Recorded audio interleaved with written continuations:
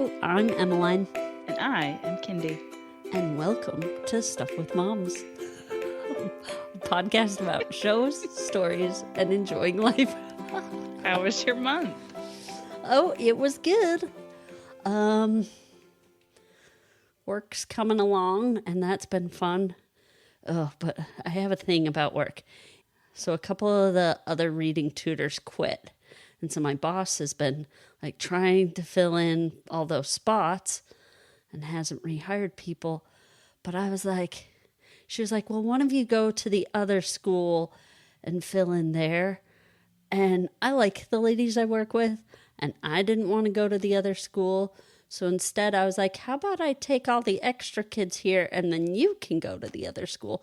So right now I am, instead of teaching 4 kids, I'm teaching 7 kids, 2 at a time, you know. So one of my kids I just teach one-on-one, but the other 3 I have two. And it's so tricky because you're trying to do it in like a half-hour period. Anyway, I don't know why I do stuff like that to myself. You're trying to teach 2 kids at the same time in a half hour? Yeah. It's so hard. At the end of hard. And it's back to back. Like we go see kids, then we drop off those kids and pick up the next kids. And then we have a little break where we can prep our lessons, and then we go back to back again for the next 2 sets. Anyway, it's crazy. And by the end of it, my brain is just like gone. And yeah, I'm like, why did I do this? But at the same time, I didn't want any of me or the ladies I work with to have to go to the other school because I like working with them. And anyway. So wait, why are they at the same time? Like, can't you change the times? No, the specific times that we see the kids are what work for those teachers.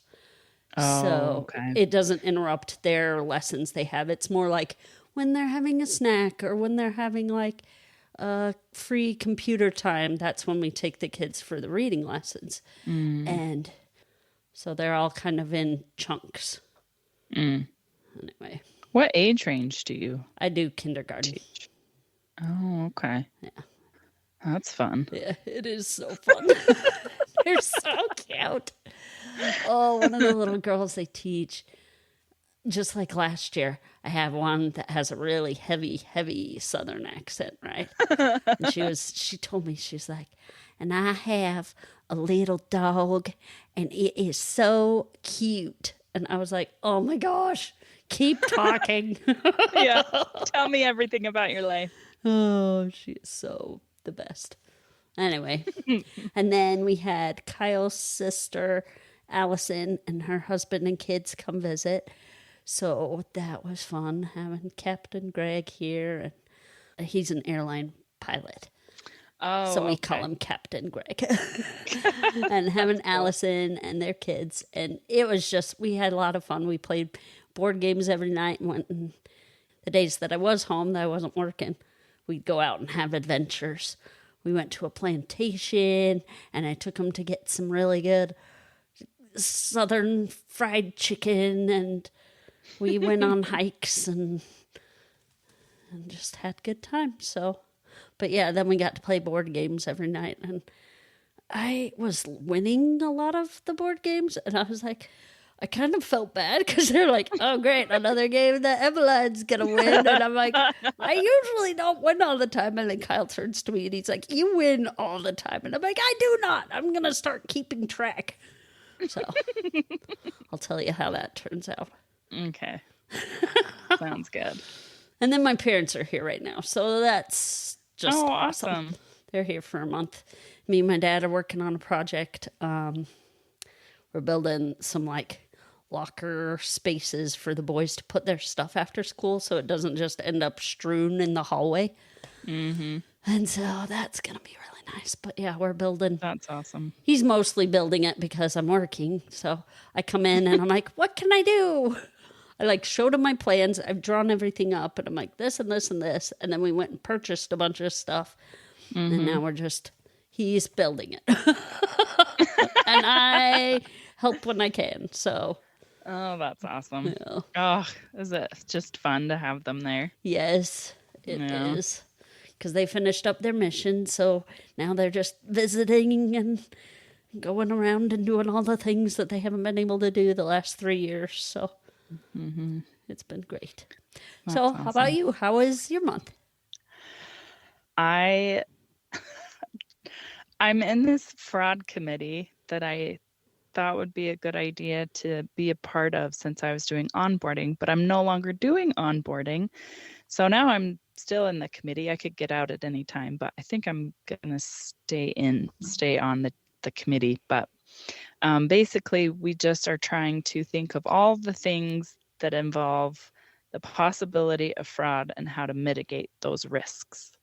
And so we had to do training on Thursday. So this is very recent. So it was all of OMS, but there's like 3 different departments within that one department. And so there's payroll, there's advisory, and then there's the accounting portion of the job. And so I just spoke on the accounting portion of the job and what we're trying to do moving forward and, steps to take. I was nervous, but I'm hoping that it was recorded so I get to go back and watch myself and just pinpoint all the bad things that I did not do. And so, but it was like to 200 people.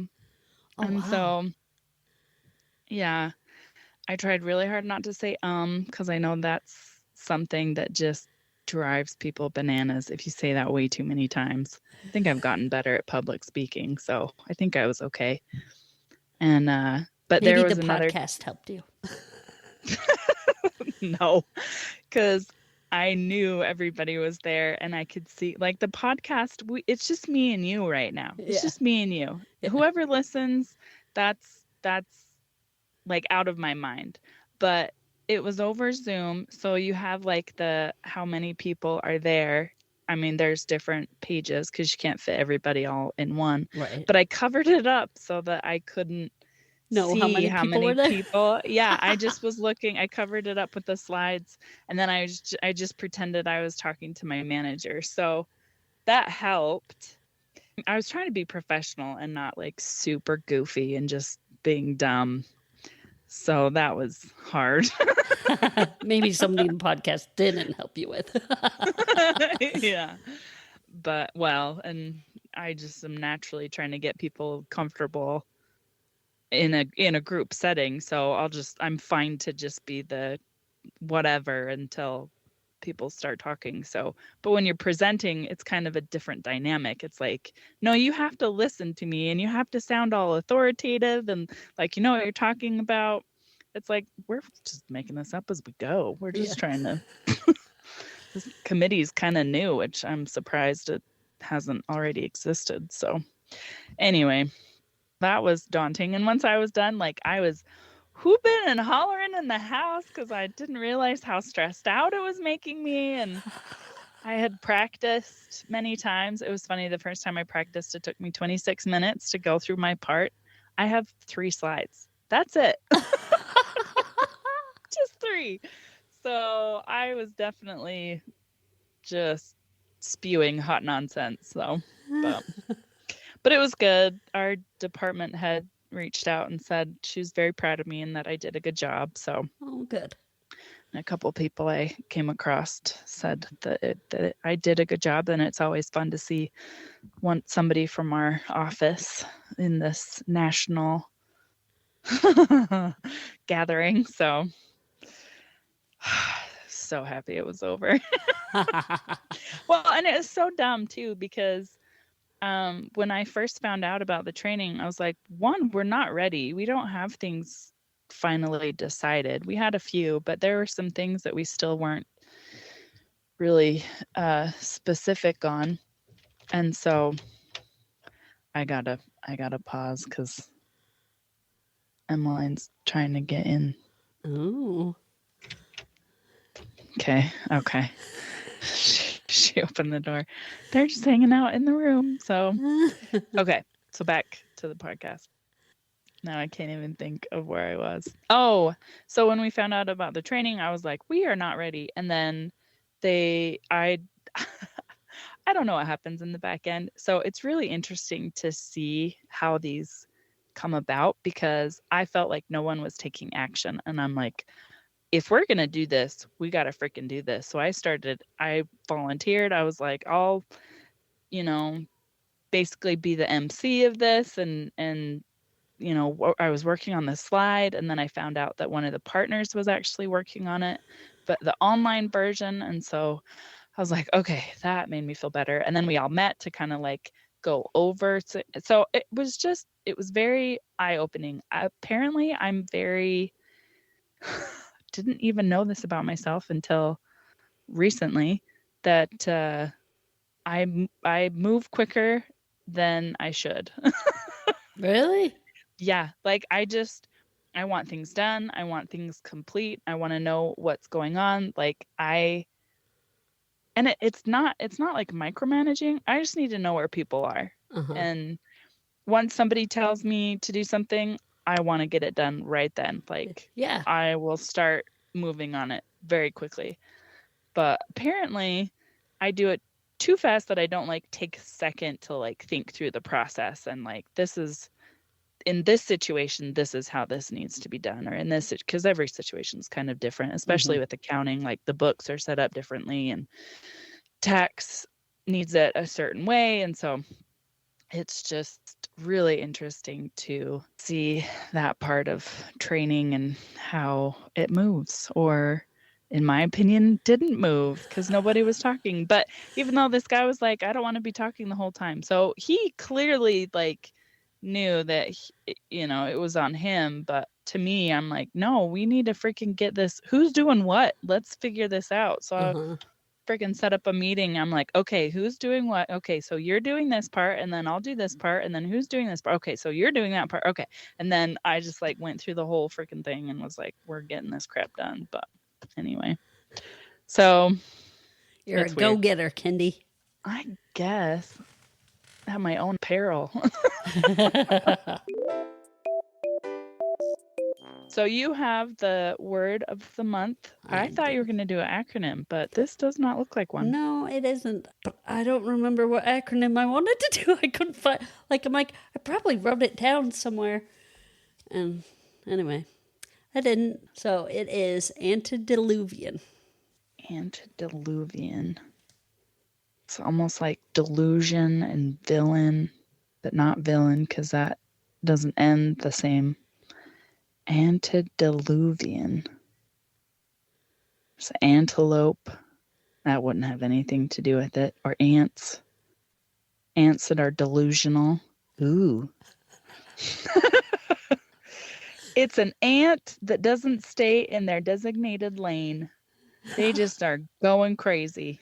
That's what I'm going to go with. They're delusional. So it is the period before the biblical flood, or very old-fashioned, very old, out of date. So anything that's out of date is antediluvian. Awesome.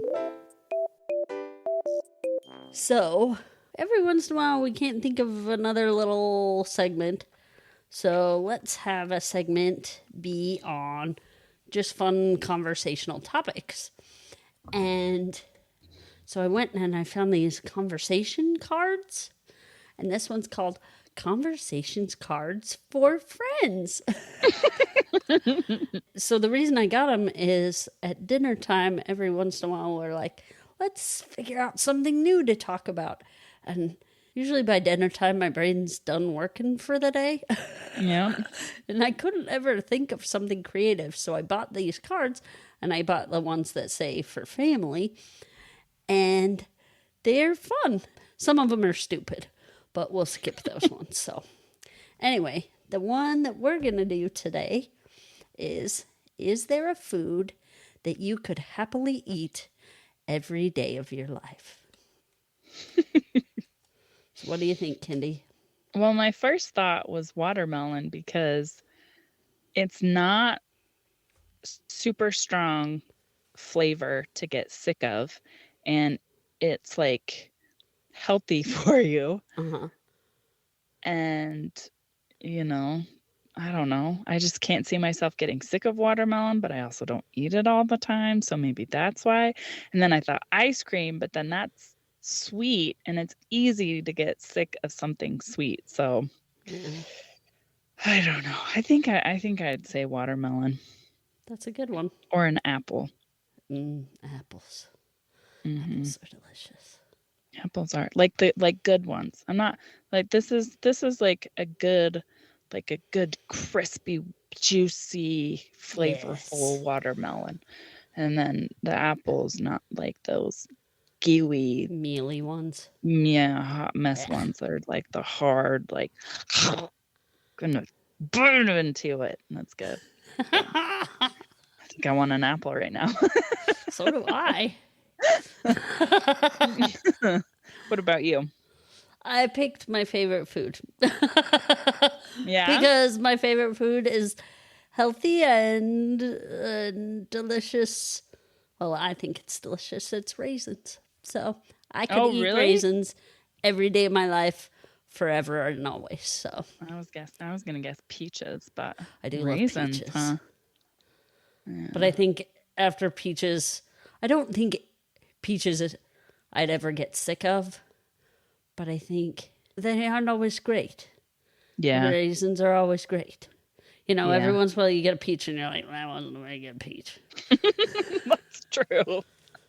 That is true. I've never had a It's raisin that I was like, that was a gross raisin. Nope, never had one.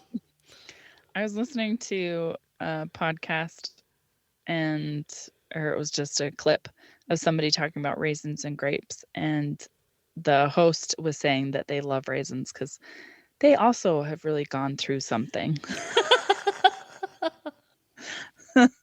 So he can relate to raisins. Poor raisins. Yeah, right. All right. So on to Smallville. We are in Smallville. season 2, episodes 17 through 20. I do recap of what we had talked about last time Oh, yeah. Recap. as an update. So it was episode 15, Prodigal Son, of where Lex had found his brother and brought him home to use him against their dad. So there was a part that Emmeline had taken it as he was complaining about not having parents, and I took it as he thought it was a blessing because he could kind of do his own thing. And the quote was, "Parents try to make you little versions of themselves when you grow up. Without those constraints, you're allowed to become your own person." So he kind of, throughout the episode, that's kind of how he represents himself, as he's like sure of himself and knows what he's doing. And so Yeah. I'm sure he had childhood trauma and it's just either ignored it or gotten over it. Yeah. Because who wouldn't without your parents? Yeah, so Kindy remembered that way better than me. All right, episode 17. I called it Superman. Rosetta. Okay, that's is applicable as well. Not as applicable as mine. I think I should have named the episodes. I think so too. They are very good at it. Yeah. Okay, so in this one, Clark has funny dreams that the key is giving him, the key to his spaceship, to put the key into the wall of the caves.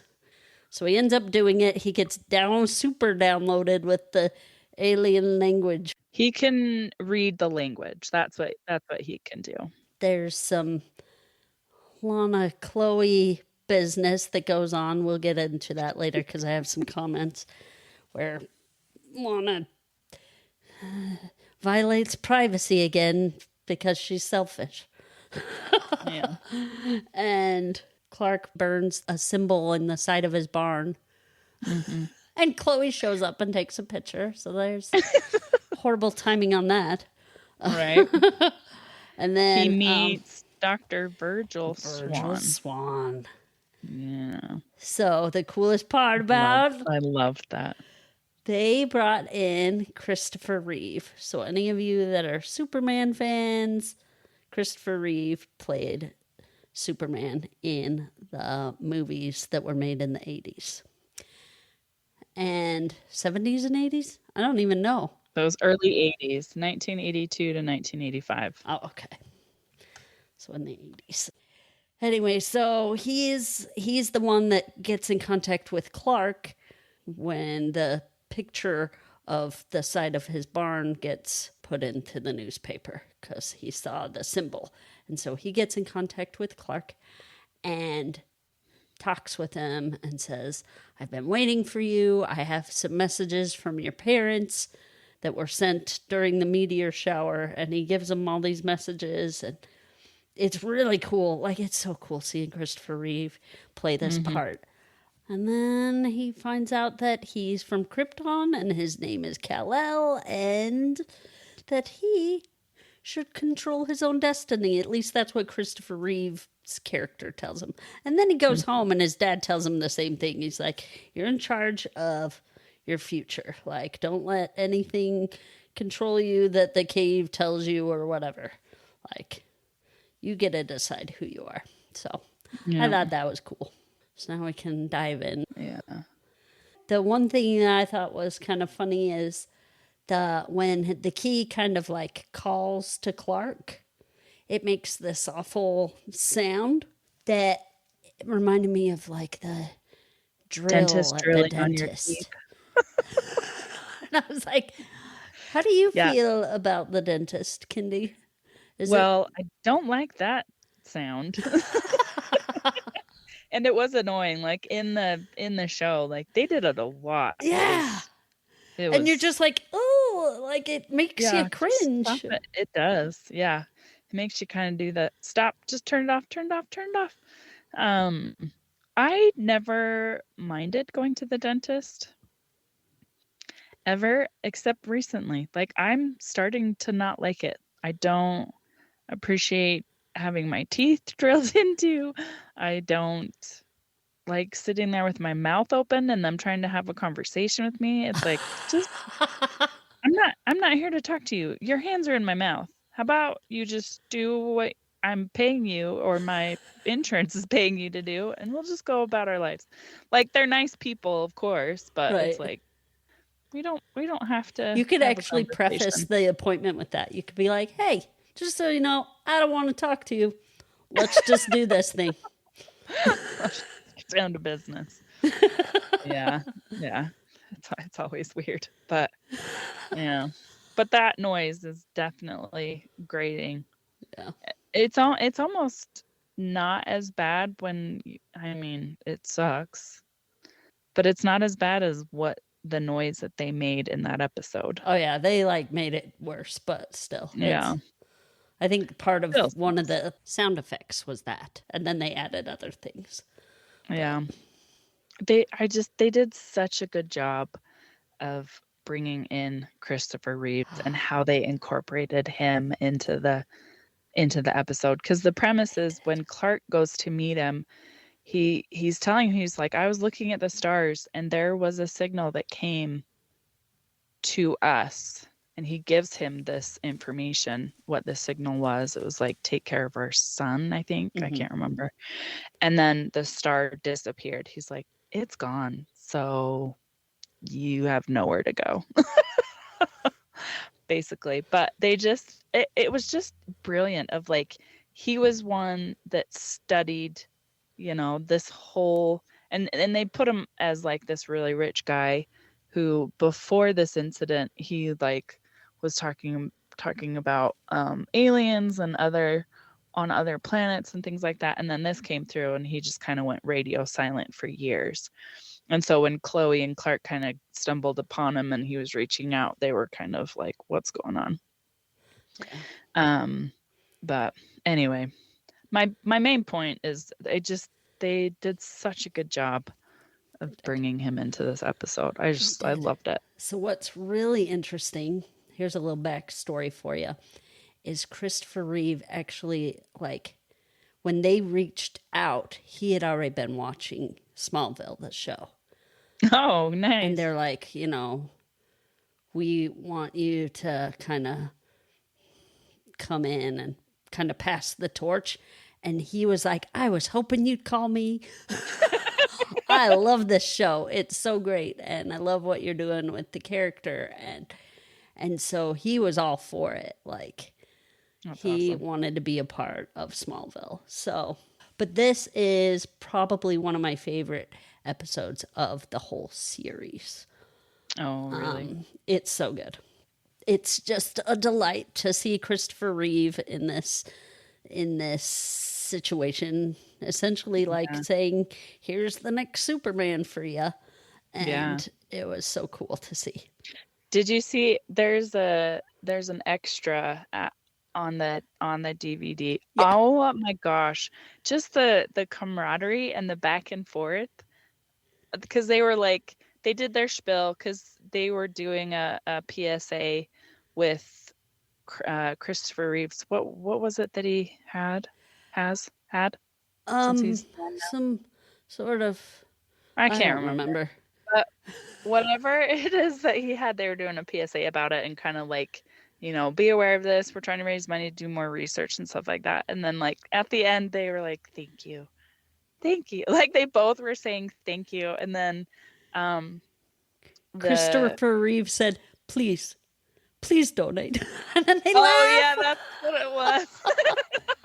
Or please call. Yeah. And yeah, it's so it was cute. Something. And they just have this, you could probably Google it. Camaraderie with each other. And it's funny because Tom Welling said, he's like, when they look for people to play the part of Clark Kent, they kind of look for a type of person. Just a nice all-around guy. You know, the guy that would be Clark Kent in real life.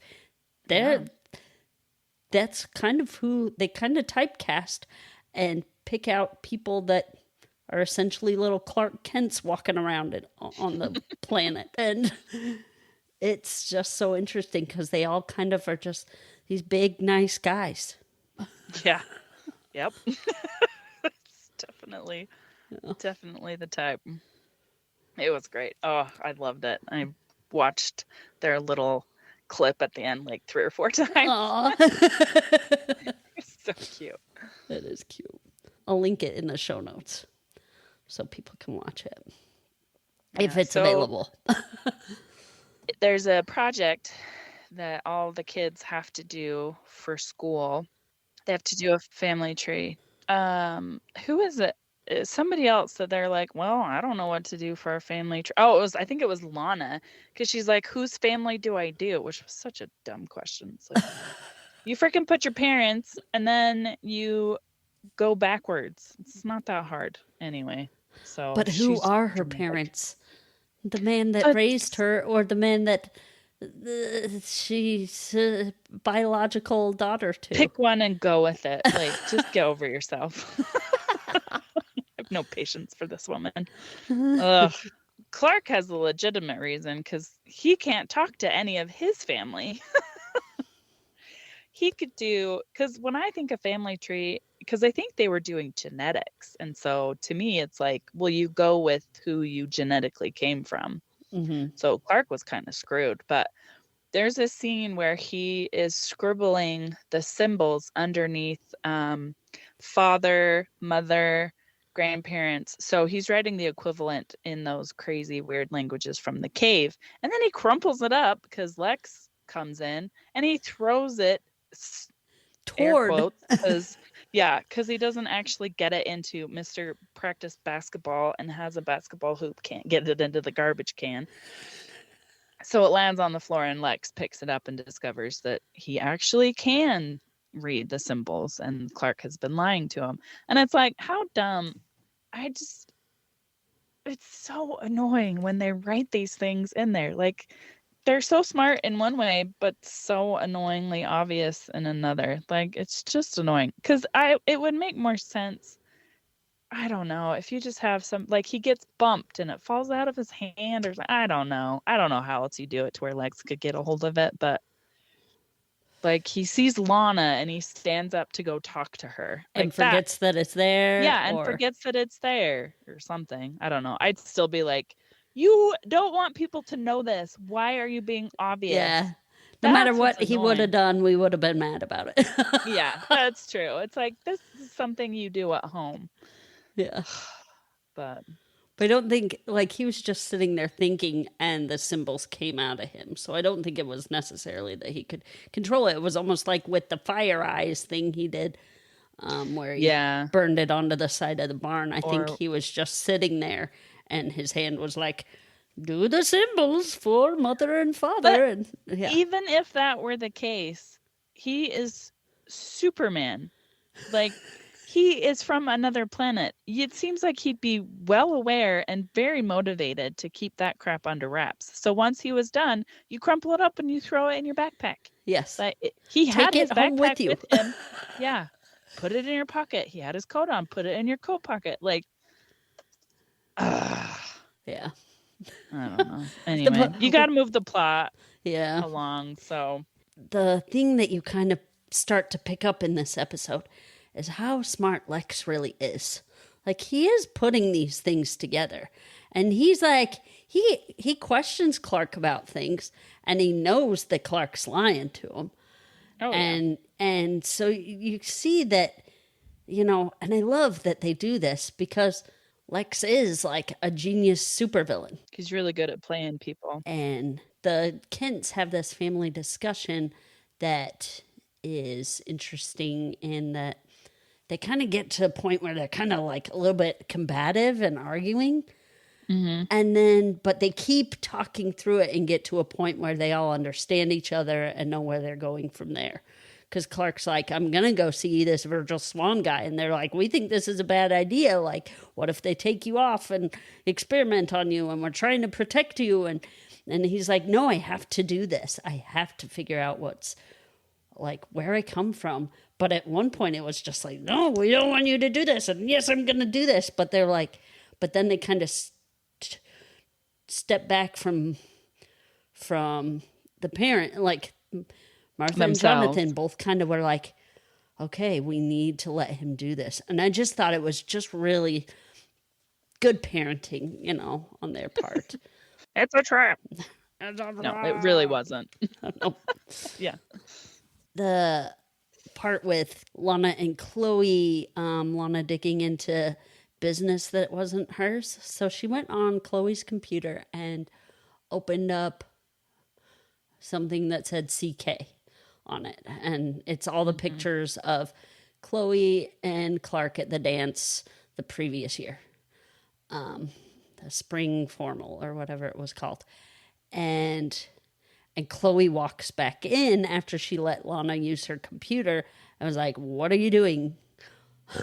Why do you think you can snoop on my computer? I don't understand why these two are friends. Like, there is nothing in common. Their personalities are so different. Chloe is smart and clever, and Lana is just this pansy ninny who has no courage, and just, I mean, it's a forced friendship that just, it doesn't work. Like, they're forcing it in the show, but it's just like they like the same guy, even though they're like, we're not gonna let him get in between us. He gets in between them all the time. All the time. And it's like, that's the only thing they have in common. That is it. And granted, I'm not saying that you have to have everything in common to get along with someone, but I mean, come on. Right.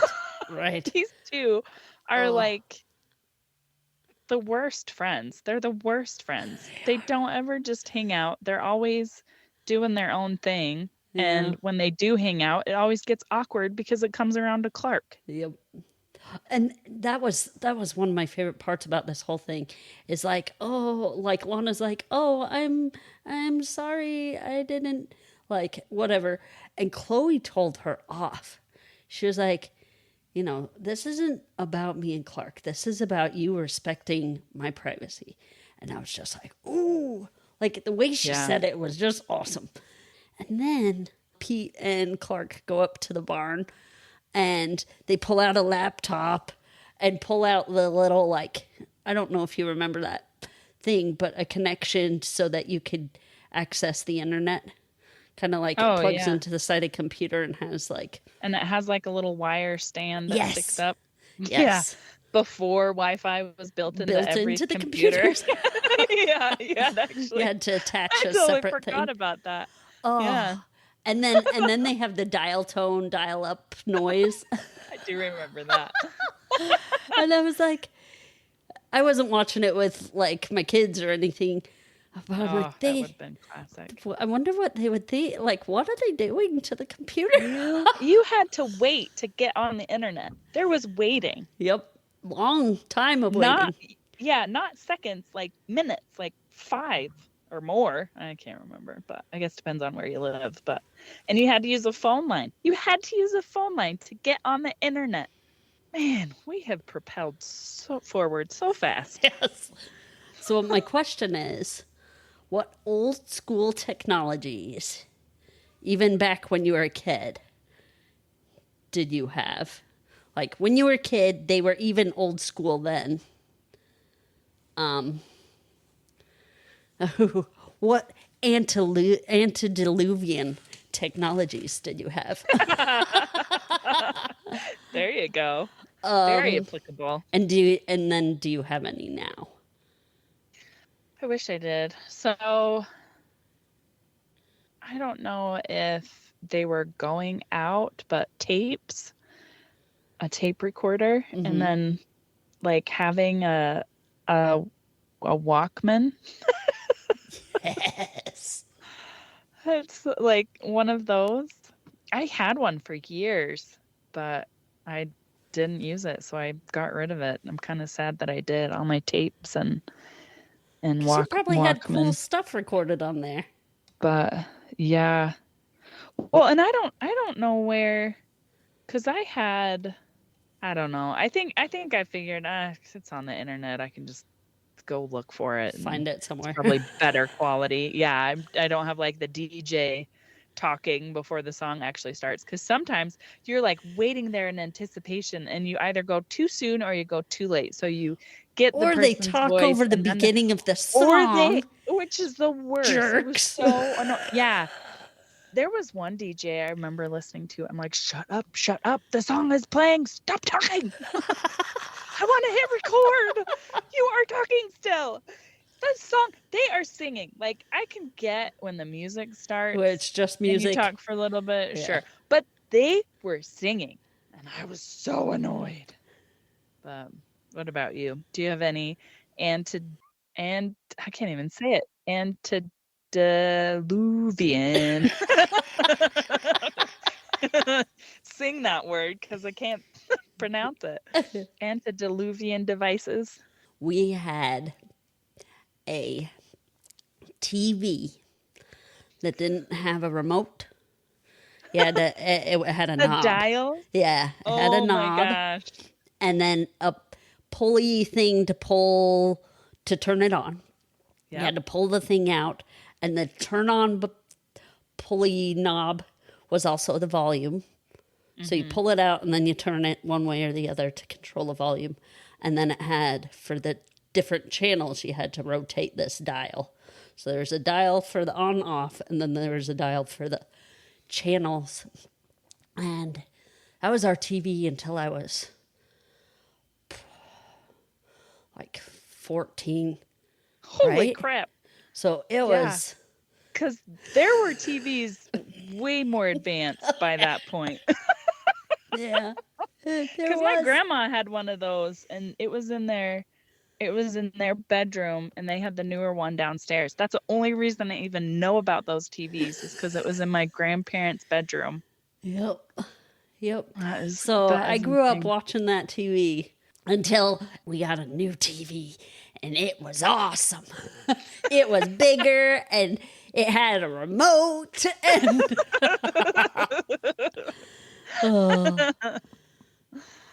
Anyway, so it was great. Back in the day. Yeah. That's awesome. You had to with the old one, you had to do the bunny ears antenna thing. Yeah.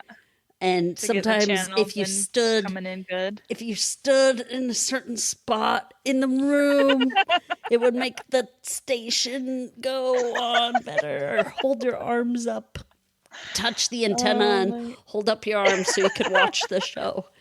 Oh. Stay Anyway. that way the whole time.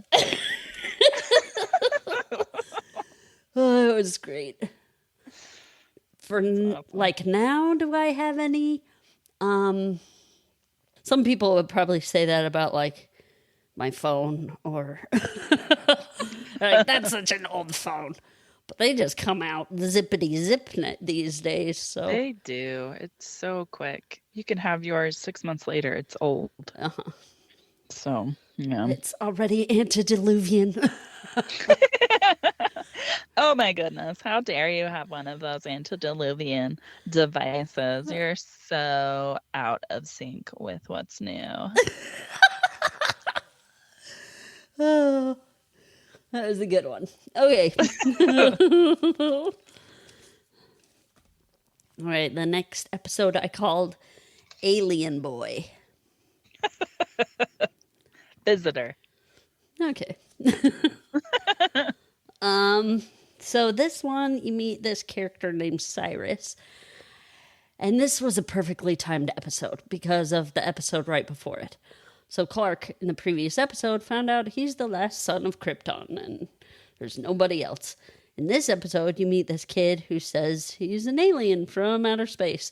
And he has all he starts fire with his eyes and he can heal with his hands. And Clark's like, it's so cool, all these things he can do. I bet he's from Krypton. And he knows the location of where the star was in the sky that Christopher Reeve had told him on the previous episode.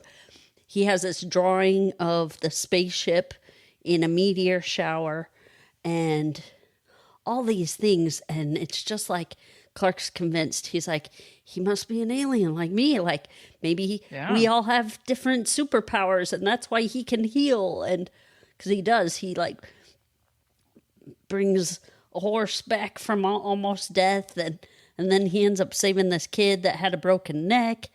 And he's a cool kid. Kind of like a outsider, outcast.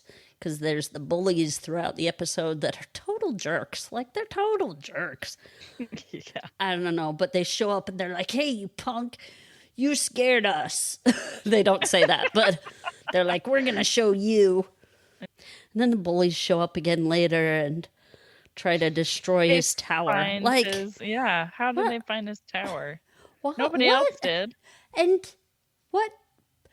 Bullies are so the bullies in the show are do they have nothing better to do? They are determined. They are. They're determined. They're the only bullies. ones paying. Yeah, they're the only ones paying attention in Smallville because they kind of know what's going on. Because they do show up randomly. You're like, were you listening in on this conversation that everybody keeps having in public? That nobody else listens to? Yeah. They're astute, rude people. But then there's kind of a side B plot with Lex and Dr. Bryce. And Dr. Bryce decides she's going to move in with Lex. And she goes around and he's given her a key. And it can get into every room except one. So I got a question that has to do with that. Do you have a specific place that you like to go to be alone sometimes? I have little kids that have to know where I'm at 24/7. So it's wherever they forget I am. So if I'm in the kitchen and I'm cooking and I'm done, or it's before I'm cooking and nobody comes in to bug me, I'll stay there. I have to go get something in another room, but I won't go. I'll stay in the kitchen. I'll just stay here because they aren't bothering me right now. Yeah. I was the same way when the boys were little. On both occasions. Yeah. Because they were little at different times. Right. Yeah. So it's gotten to the point where Anders he's pretty low key, but Emmeline, she's like my little shadow and she'll just follow me everywhere. And so if there's a point where she's hanging out by herself, I can't walk by. I can't look at her. Sometimes I don't even look at her when I walk by. I just do like a little glance just to make sure she's okay. But so yeah, it's basically just anywhere in the house that the kids forget about me. So yeah. That's good. What about you? I was trying to think like outside my house, like if I have one. And I do like the back porch. Like we have this great back porch, and I have this like hammock seat that I like to go sit in and just. Have you put a roof or There is a something roof. Yeah. over your? Oh, okay. There's a roof over the back I porch. didn't remember there being one in the pictures, but Oh.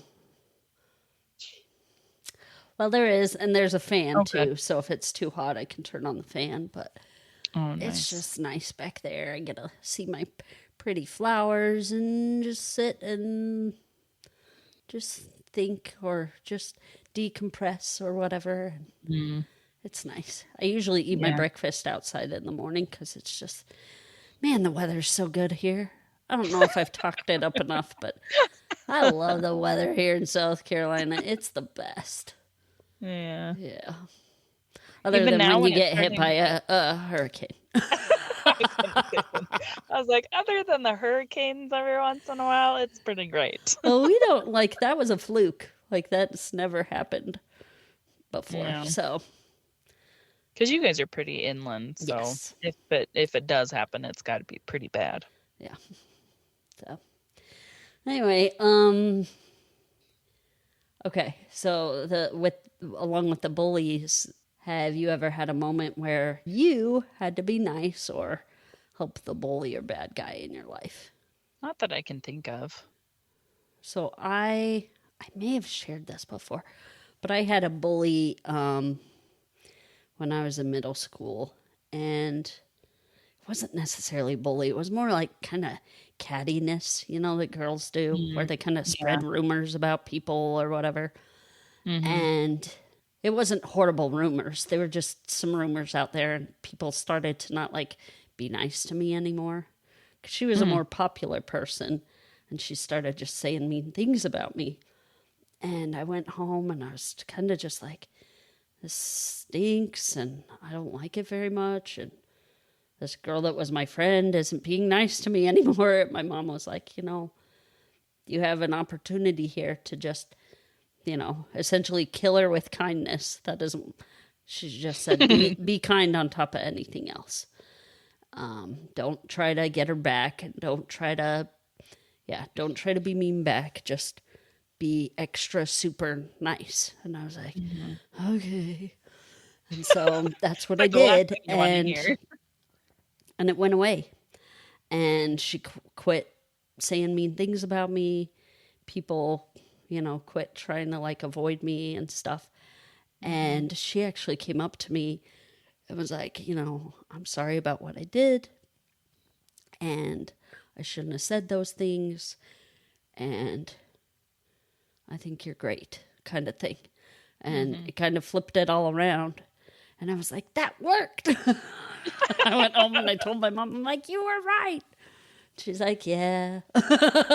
She didn't say that because my mom's humble, but she was like, I'm glad it worked. And so, yeah, moms know know. What? They do. And what's interesting about that is just listening to you talk about it, you'll never regret being nice to someone. You'll regret everything else, being mean, being vindictive, going out of your way to try and make their life worse. Like, there is nothing in this world that will make you feel worse than trying to go after someone and make them feel as crappy as you do. So the thing that everybody should strive to do is just being nice to people, because honestly, like, I think people are mean and vindictive because of something they can't control in their life. Like, something's going on with them, and so they lash out, and then it's just a trickle effect. But if you can stop it at you in being nice, you'll never, ever, ever regret it.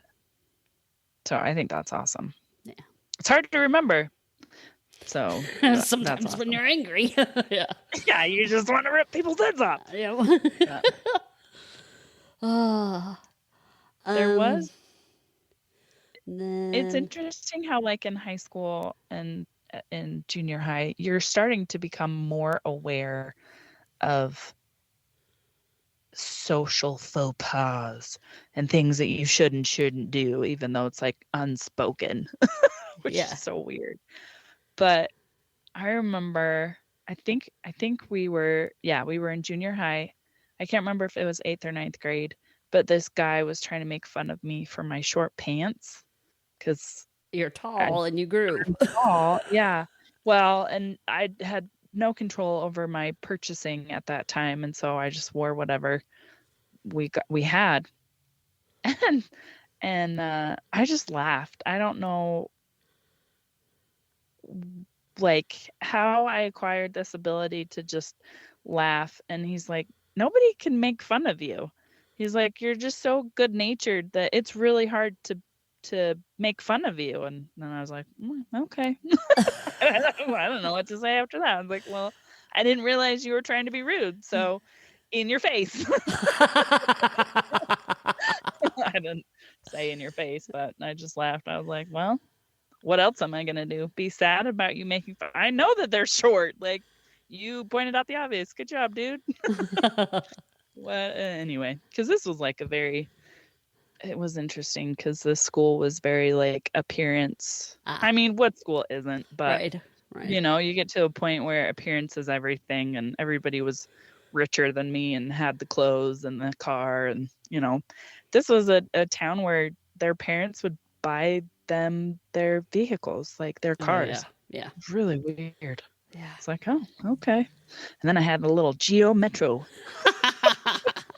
that I bought from an old guy for $500. Woohoo. Yeah, I felt so cool. I was like, I am the bee's knees. That's awesome. Maybe that's what my problem was. I was naive. I didn't realize people's intentions. They're like, well, it doesn't work on her, so we'll just move on. Anyway. Good. Oh, I had one more question. Yeah. How would you feel about aliens being here, being around you? I think it would depend on what they looked like. Yeah. If they looked like, people, I'd be okay with it. If they looked like creepy creatures, I would want them to go back home. Be like, I can't handle looking at you. You kind of scare me. So you can go but back. like if you got to know them and they were really nice, even though they looked creepy. I'd probably get over the creepy factor. Yeah. If they were nice, but if they were creepy and rude, yeah, it'd definitely be like, go away. Yeah, you're not welcome here. Because that was something that Clark asked both Chloe and Lana in this episode.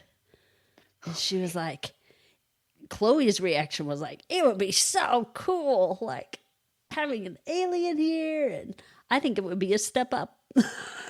Oh man, I had so much hope because Lana was freaked out about it. Like she said, it kind of freaked me out. That would freak me out. Yeah. Yeah. And I, because I wrote down, I was like, I'm really hoping that Clark is growing out of Lana, kind of like her dad had. So Chloe had told her there's two kind of women that a guy goes for, the one you grow out of and the one you grow into. Mm-hmm. And I was really hoping that Lana was starting to be the one he was growing out of, and kind of what Chloe was saying. Because, I mean, Chloe challenges Clark and Lana's like, doesn't. I think there's, people compliment each other, and Lana's not one of those people. Yeah. Yep. She's just really nice looking. That's it. That's all she's got. Which is, I mean, I know there's people out there that have lots of good qualities that they like, and I can't see them. I'm like, she contradicts herself all the time, All the time. even within those good qualities that people are like, well, she's this and this. I'm like, but the time that she No. contradicts that. Yeah. So She's so ambiguous. And I think it's intentional because she is the person that kind of helps move everything forward. moves the plot She's along. the love interest for Clark, because you can't, without her, it's Chloe and Clark. And what's stopping them? Nothing, because Chloe doesn't go out with anybody. And when she does, it doesn't last for very long because she goes out with the freak. So it's like one episode and that's it. And then she's fascinated with Clark. Like, the character that they have built Chloe into are all the characteristics that would complement Clark. Yes. Not Lena. Like, she's just I don't like her. You're right. She doesn't have any. It's like that saying, if you don't believe in anything, you'll fall for everything. Yeah. Yeah. And mind you, you see her do a little bit of a growth thing too. So, does she? Yeah. Ish. Yeah, she does. She does. When? She grows. It takes a long time for us to get there, though. So. Okay. Wow. Great. Sorry. We get to bumble along for a while. It was so sad. You guys, when Emmeline sent me the DVDs, 'cause she's that awesome. I saw Lana on like a separate disc, a separate season. I won't tell you how far out it was, that it made me so sad. So I'm hoping she leaves and then she has to come back, but I'm sad to say that probably doesn't happen. I think she's around. She's like, she can't, she's typecasted. She can't do anything else. She's great. Yep. I don't know much about the actress, but I've only seen her in this and I don't like her. Anyway. As I've reiterated multiple times in this podcast. And Lana. So it was funny because I watched these 4 episodes with my mom. And we're watching along, and she hasn't seen Smallville other than, when Tim and I first watched it, the first couple seasons at home. She would walk in the room, and we'd be watching it, and she'd watch maybe like a minute or two, and then, she had things to do. So she saw little bits and pieces here and there, but she watched all 4 episodes with me, and it was fun. But she was like, I like Chloe way better than Lana. Yes, right? Yeah. Oh, yeah, Mama Rich. You got it. Yeah, she's just so much better. It's almost like the dedication that they put into her character shows. Well, and I think it's partially the actress herself that she put in a lot of stuff. True. She makes you love her. She does. Okay. She's got a lot of heart. Yeah, she does. All right, episode 19. I called this one Creeps. Precipice. Because there's a lot of creeps in this episode. There is. Oh my gosh. So when Lana is assaulted by 3 drunken customers at the Talon, Clark defends her and ends up throwing the man antagonist onto the new sheriff's car because they're outside at this point. The new uptight Smallville sheriff, Nancy Adams, arrests Clark for assault and battery, but later dismisses the charges and gives Clark 40 hours of community service instead. Andrew Connors, the man that Clark threw onto the sheriff's car, fakes a serious injury and attempts to sue the Kents. With the abrasive Sheriff Adams unwilling to help Clark and his family, Lana decides to help Clark expose Connors as a phony. Meanwhile, Helen is stalked by her ex-boyfriend, Paul Hayden. When Paul attacks and nearly kills Helen, a vengeful Lex teams up with Clark to track down Paul to the train station before he can skip town. Perfect. That was a good summary. I would have made it so much longer. So when I saw this, I was like, oh, hey, there's that. Yeah. It reminded me of that episode. Great. So it's kind of funny because Lana has the creepy attackers and Dr. Bryce has her creepy old boyfriend.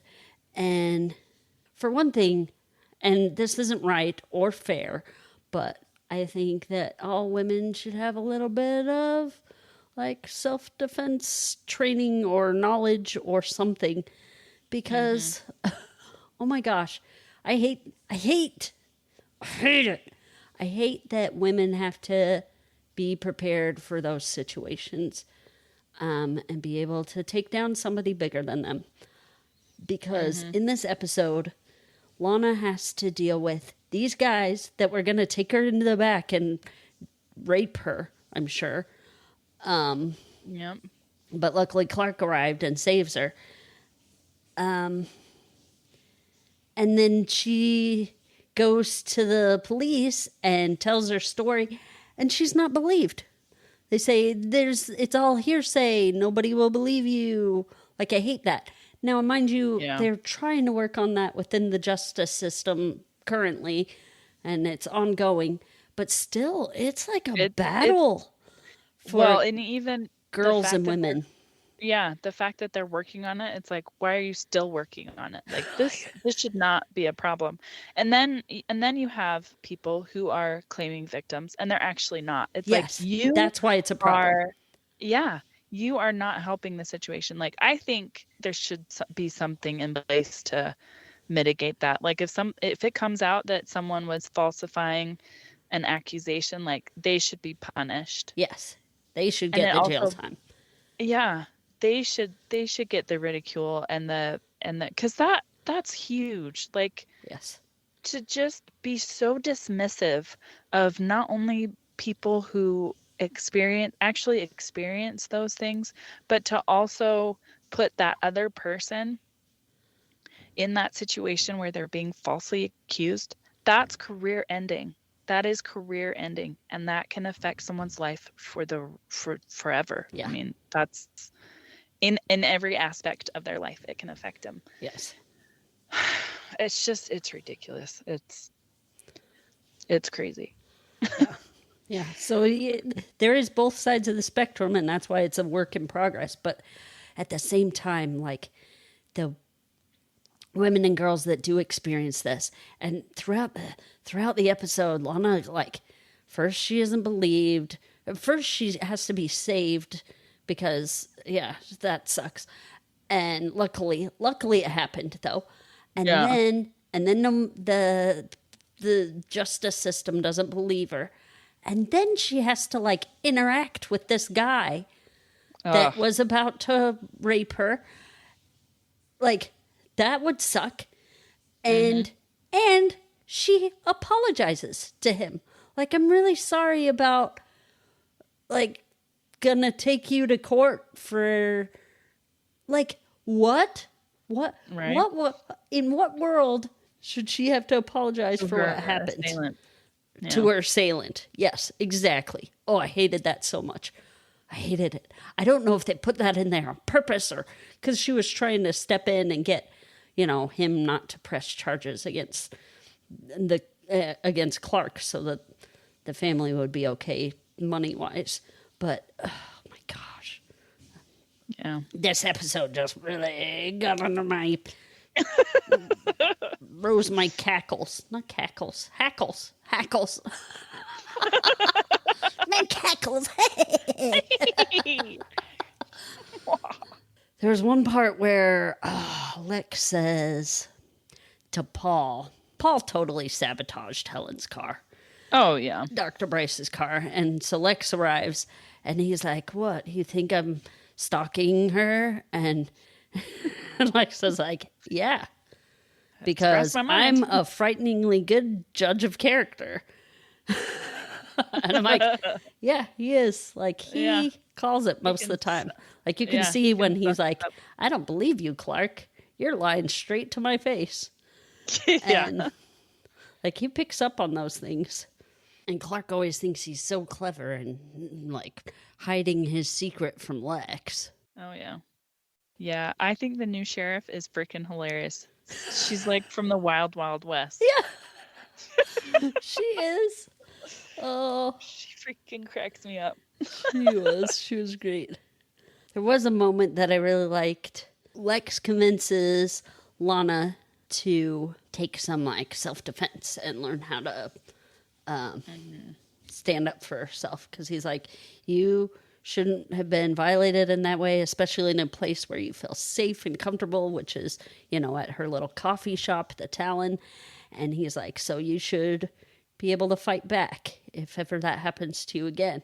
And so she, like, you see her at the punching bag for a while and really going at it. And then, when she has to face her assailant at some point at the end, he decides he's going to make a move again against her. Yeah. But she kicks his butt and like punches him and then does a kick and then does a roundhouse kick. And then, which was cool because actually the actress does have martial arts training. Like she's actually really, nice. She's really good at that sort of stuff. Yeah. But she does that cool stuff. And then after she kicks him and he kind of is knocked out on the ground, she has a cute little moment where she makes a face like, wow, I just did that. But she kind of like makes a little like, and I just loved it so much. It was a cute little moment. That I don't have very many points in time that I really appreciate Lana, but I did like her in this episode. The interaction with her and Lex and him encouraging her to take charge of her life, I can see them being a good fit. I'm okay with it because just like Chloe kind of pushes Clark, Lex pushes Lana in that situation. I don't know what the relationship's going to be in the future, but I'm more okay with it because of that interaction and like how much Lex is trying, like, I don't know. I feel like every time he interacts with her, he's kind of like her buddy, but yeah. I thought that was good. And I was finally happy that there was an obsession that had nothing to do with Lana. So glad. Yes. It wasn't a good one, but I was happy it had nothing to do with Lana. Helen and Dr. Bryce. Yeah. So, and there was one thing that I thought was funny is Dr. Bryce's very quick recovery after almost dying. She's like sitting in the Luther mansion, just chilling, reading a book. Right. And Lex comes in and she's like, "Oh, I thought you had meetings." And he gets down on one knee and proposes. But I was just like, you almost just died? Yeah. And here you are? Yeah. But I did think of, while I was watching this episode, I thought of a new tally board I could do. Oh, yeah? Yeah. So I'll tell you when we get to the tally board part. Because I didn't actually keep track of it, but I think I will in the future. Because I think that would be fun. Okay. So, sounds good. Next episode. Yep. I called it Juiced. Witness. Witness. Yeah. Okay. Yeah. Juiced is way better. I don't know what witness has anything to do with it, but yeah. Guess because Clark witnesses a crime. Yeah, I guess. Yeah. That happens a lot. Right? He seems to always be at the right place at the right time.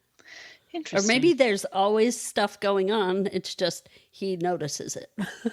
Like, even if there was bad stuff going on over there, he just happens to be in this spot, so he sees the bad stuff going on here. Yeah, maybe.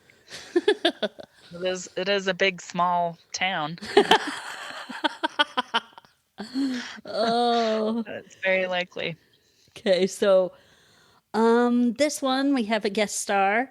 That's another Home Improvement son. So we had Jonathan Taylor Thomas, and now we have Zachary Ty Bryan, who was my super crush when I was in middle school. Really? Not Jonathan Everybody Taylor was like, Thomas, ooh, Jonathan Taylor Thomas. And I was like, ooh, Zachary Ty Bryan. Yeah. I'd be with the Jonathan Taylor Thomas group.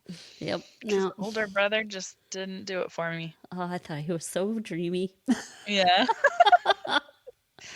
He was all tough and stuff. That's true. Jonathan is pretty small. Okay, so in this one, Clark witnesses. Look up your thing again, because that was good. Okay. Do one of those super summaries. Okay, super summary. Here we go. If my phone will open for me.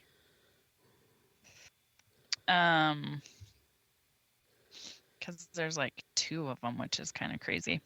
All right. When a van of Luther Corps is hijacked by 3 criminals, Clark accidentally witnesses the robbery. He recognizes the leader of the gang, which is weird because he had a mask on. He recognizes him with his X-ray vision. He knows everybody's skulls. Oh, yeah. He can see layers. That's right. Forgot about that. It's magic. He recognizes the leader of the gang, Eric Marsh, a baseball player of Smallville High School. Unwilling to report his suspicious to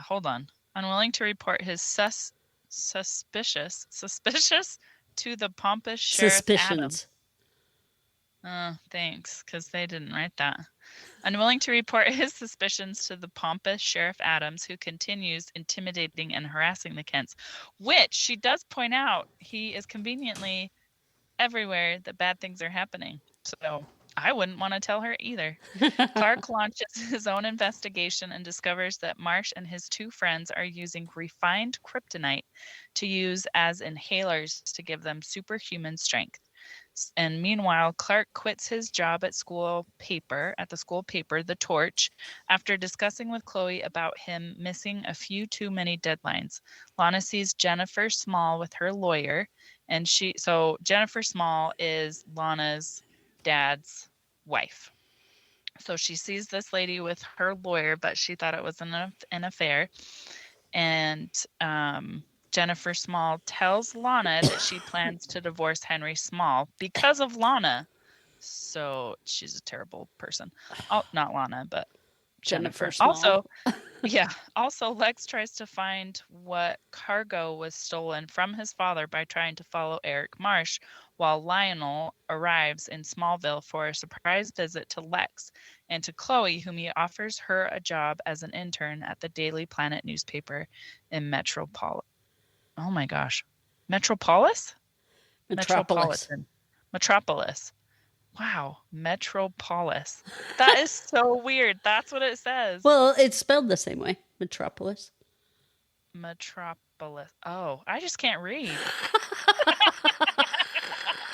Oh my gosh.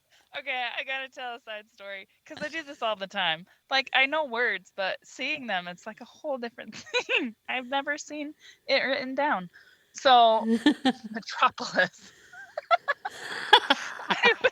So, me and Matt, when we met in college... You're a little bit soft. Scoop forward. And then start at me and Matt. So, me and Matt, we met in college, and we had a chemistry class together. And I was reading a paragraph out loud. I don't know why, and I don't know what for, and I can't remember if it was a group. And I was... I can't remember what the word actually is because Matt has teased me about the mispronunciation so much. Oh no. I don't even know what it's actually supposed to be. I don't know why I'm laughing so much. It's just, I guess, because you guys witnessed a huge flaw of mine, but I maybe I can't tell the story. Okay, I can do this. So I'm reading, and I come to the word. I can't even do that. Anyway, I said, I read it. It was, you might have to cut some of this laughing out. Oh my gosh. Metroscopy.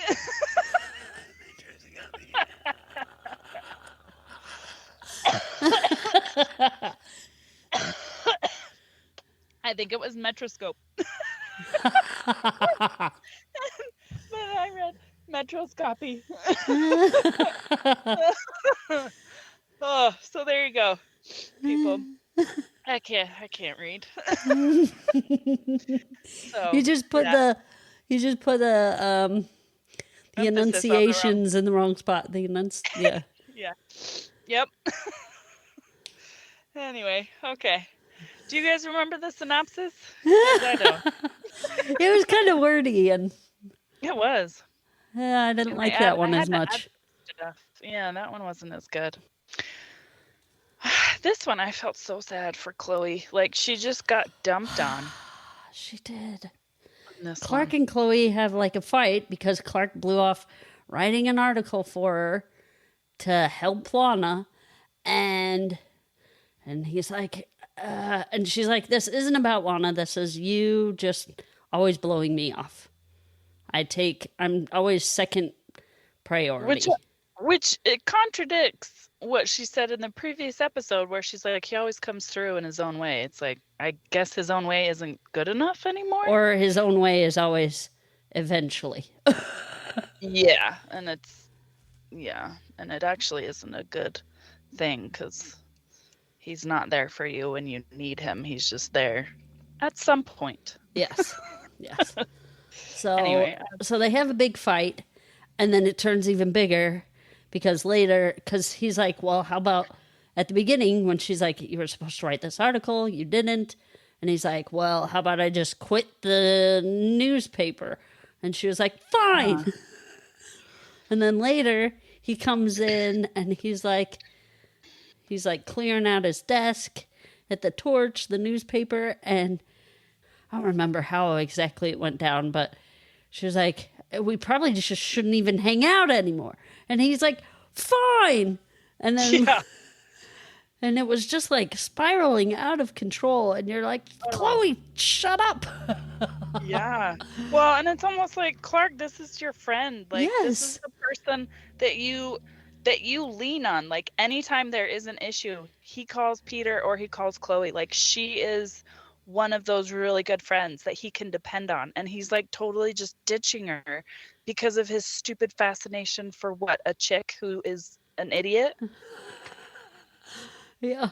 It's also interesting in that he does lean on her in all sorts of ways, and that I think she's saying these things out of frustration, but she's also hoping that he'll be like, no, like, I'll put you first more often, or I'll never fail at the newspaper again, or like, well, and it's that he'll fight for their friendship, and he doesn't.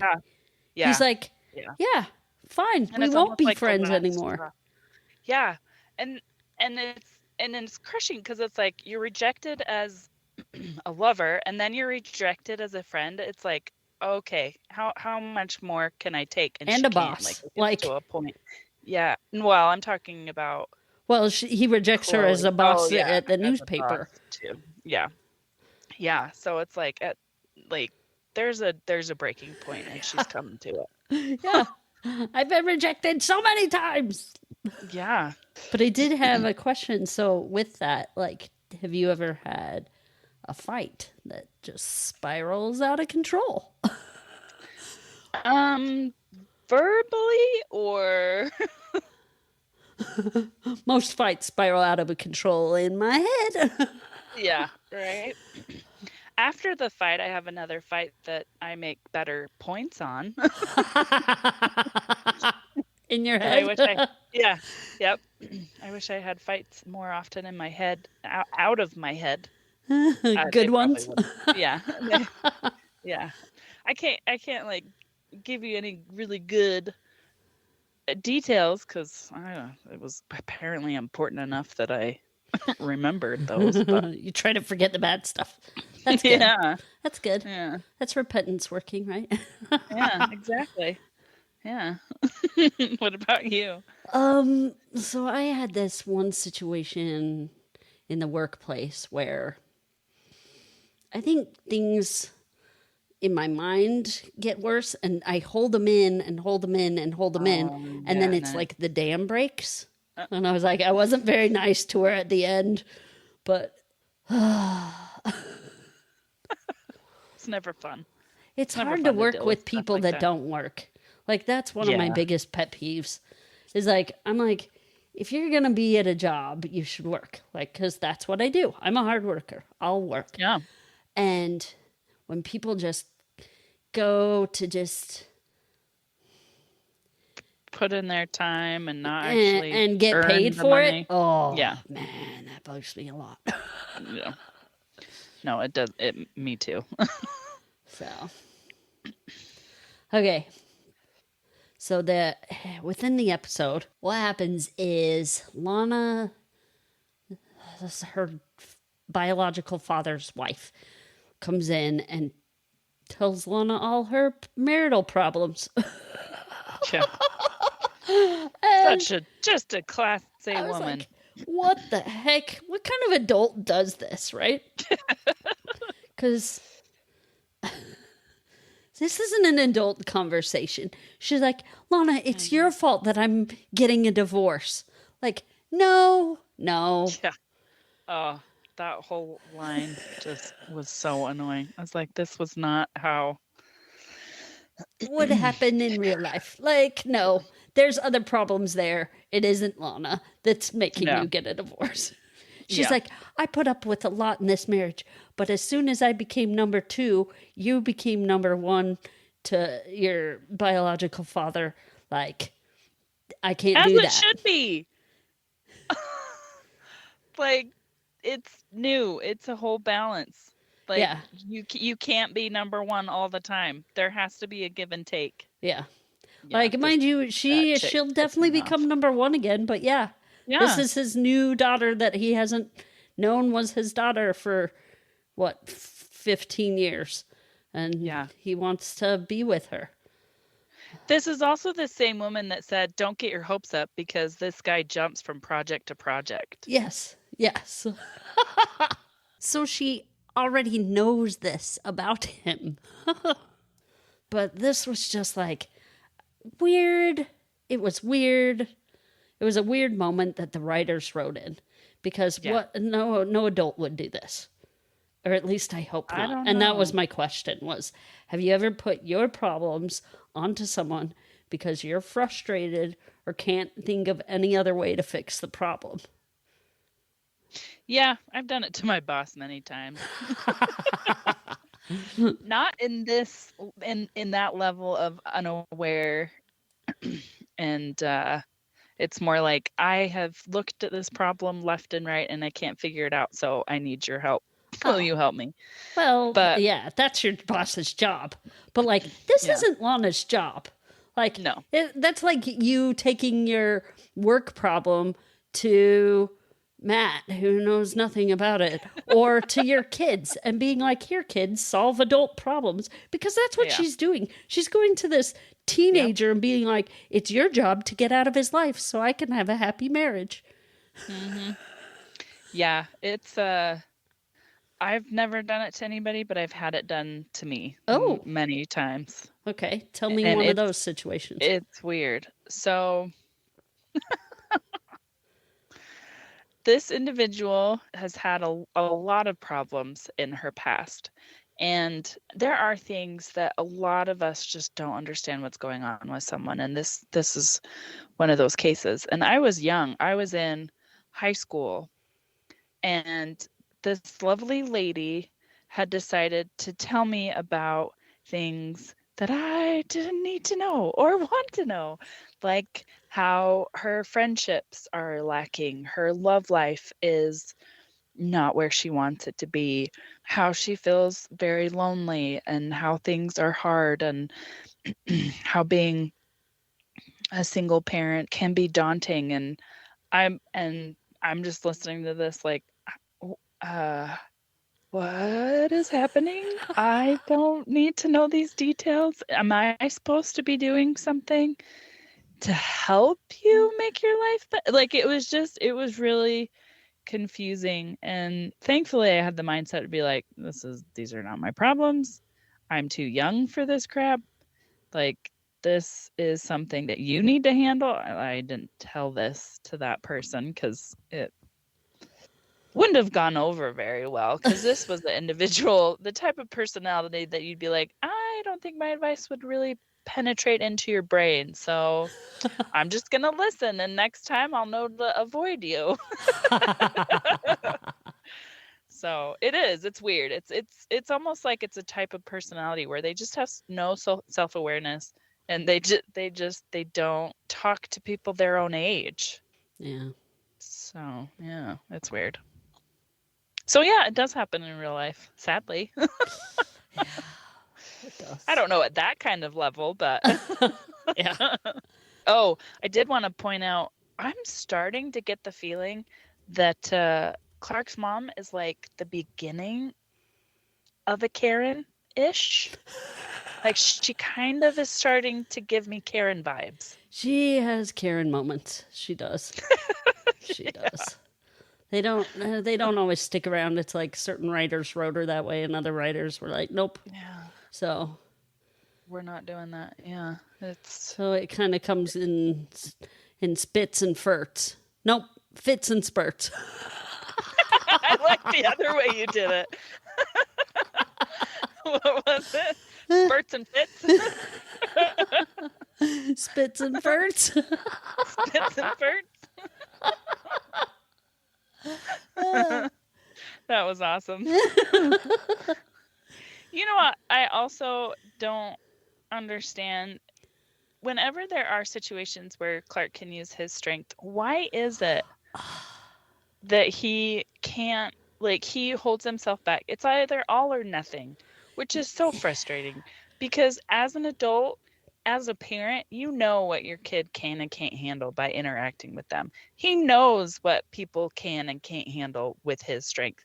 So even back in the episode where Lana was getting almost attacked, yeah, like, he didn't touch him until they were outside, and he's like, Lana's not here to watch. It's like, you could have still punched him in the face. Yeah. Like, you could have punched all three of those guys in the face and kind of knocked them all out. Yeah. So I don't know. And then called the cops. Yeah. No, he wanted to exact vengeance. Yeah. Not a very good idea. But anyway, yeah, it's kind of annoying sometimes watching him. And I know that there's like a purpose, and, you know, he's showing maturity with the restraint that he has. But at the same time, it's like, you can still be mature. I take it back, because you can still be mature and know, you know, what somebody not as strong as you can and can't handle. Right. So it's aggravating. He does have his teenagery moments, like especially in this episode when the Zachary Ty Bryan's character gets hauled off to jail because he sent in an anonymous anonymous tip, tip, and then he ends up, the Zachary Ty Bryan guy gets arrested. Oh yeah, and he's standing there like gloating, like, look at what I turned you in. Yeah, and I was like, get out of there, Clark. You don't need to be there gloating that he's getting put in jail. Like, ugh.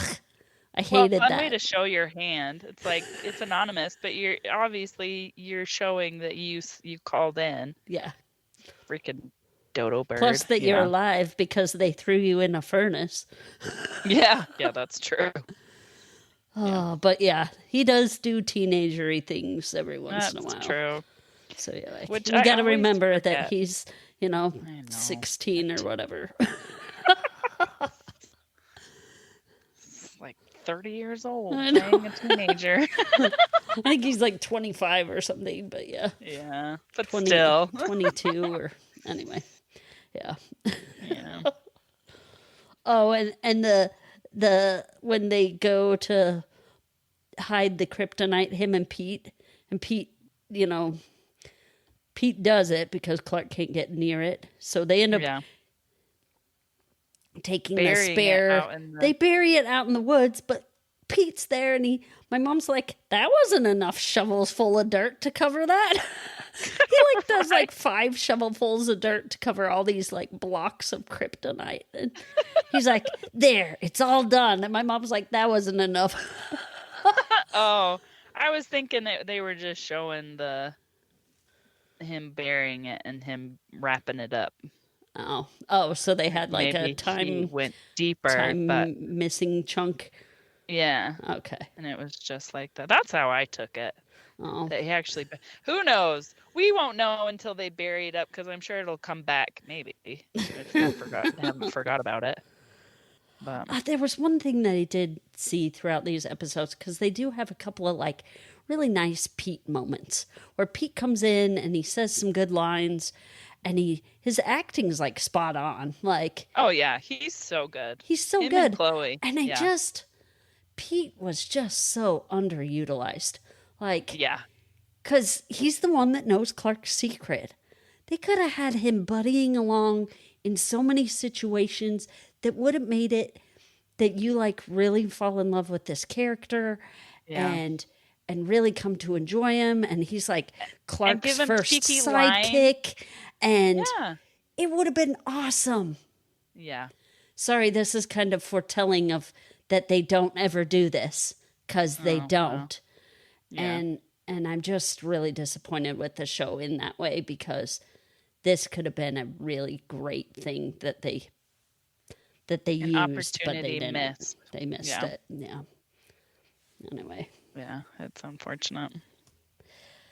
Okay. Yeah, I think something happens in this episode too between Chloe and Clark, where it's just another thing that piles on to their lack of. I think in this one it's just Clark is more dismissive of Chloe because they mention it, and like they're still not talking to each other, and I'm like just so sad.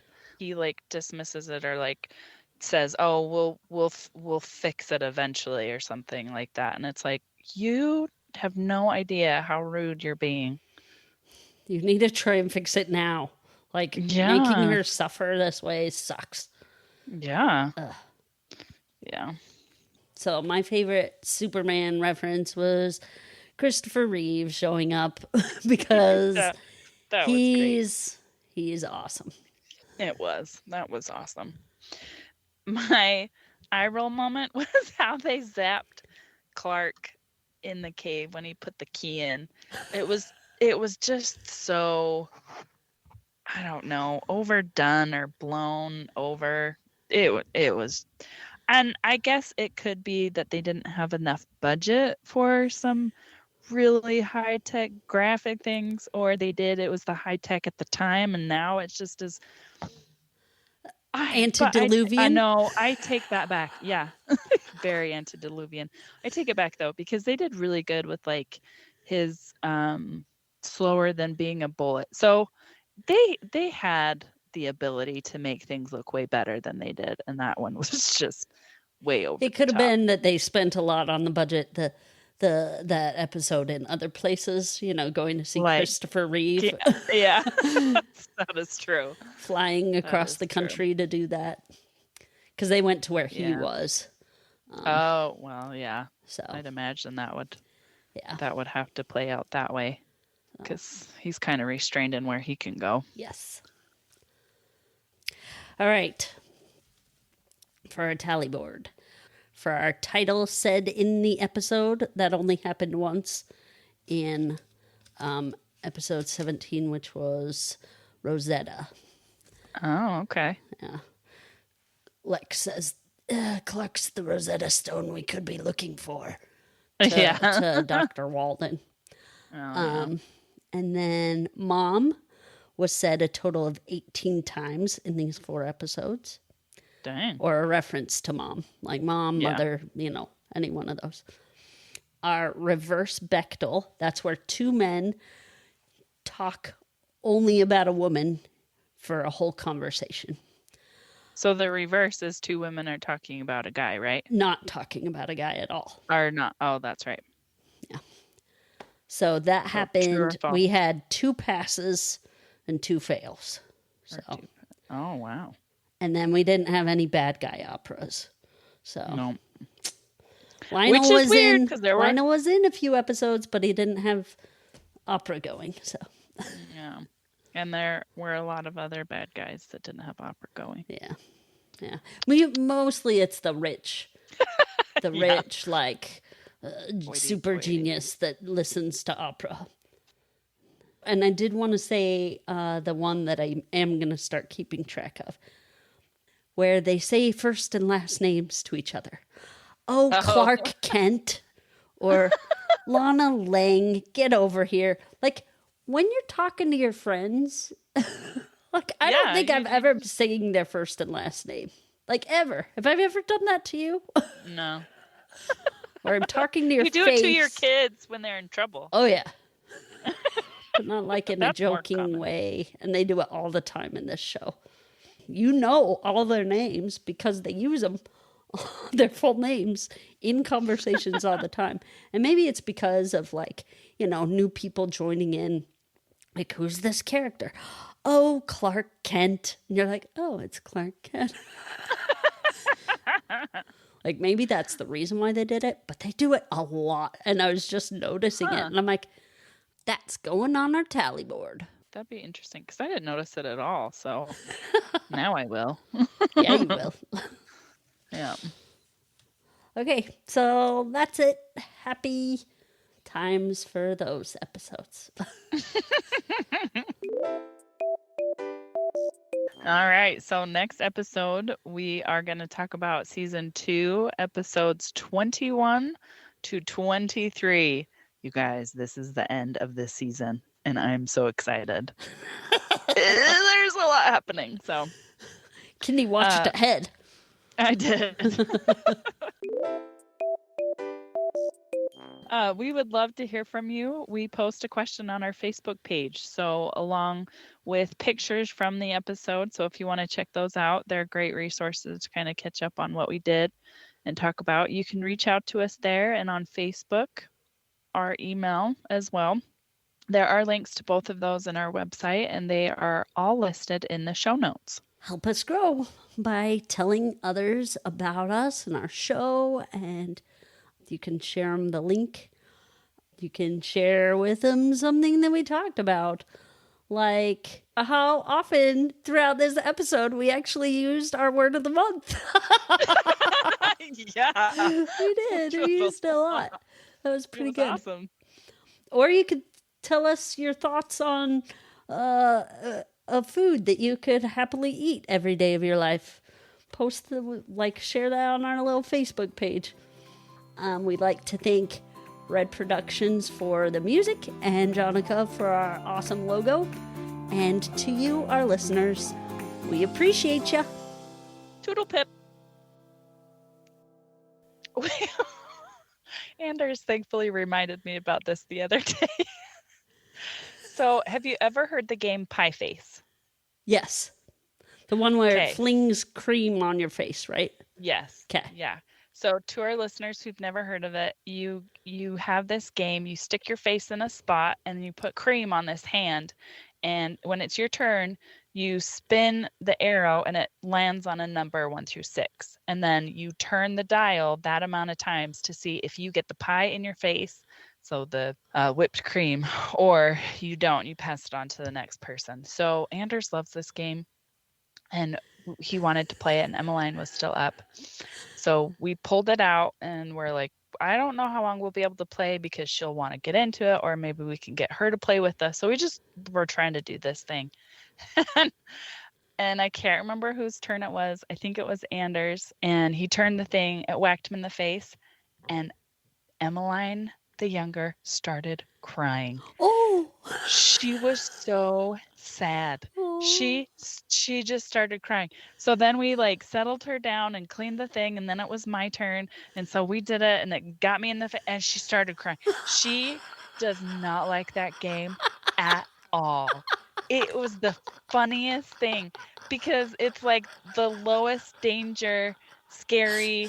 She couldn't handle it. She just would start crying. It was so traumatic. So anytime we want to play that game, we have to wait till Emmeline is not in the room or asleep.